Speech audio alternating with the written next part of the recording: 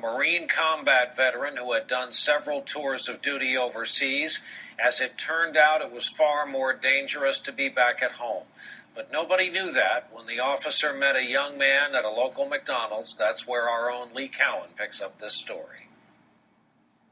Rarely do surveillance cameras capture the good in people. But on this day at this San Diego McDonald's, for that police officer, they caught a life's final decent act. There's an officer shot. Just after leaving that McDonald's, Officer Jeremy Henwood was gunned down, just sitting in his patrol car.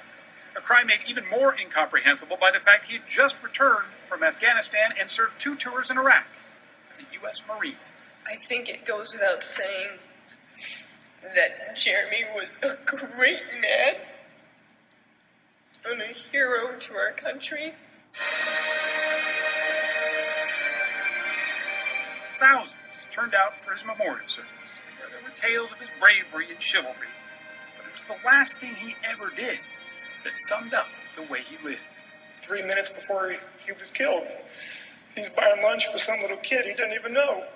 That little kid was 13-year-old Davian Tinsley, standing behind Officer Henwood in line at that McDonald's, short by comparison, and also a little short on change. I asked him for 10 cents, and he said, "What's 10 cents for?" And I said, 3 cookies. And he said, "Well, I could buy the 3 cookies for you."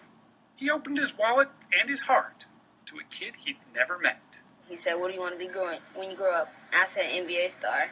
And then he said, "Well, you gotta work." And then he said, "Well, you gotta work hard for that." And I said, "Thank you." With that, Officer Henwood walked out. It was the last conversation he ever had. That brief encounter has changed the way Davian now looks at life. Somebody I met that was a good guy, and then 2 seconds later he dies. It's just crazy.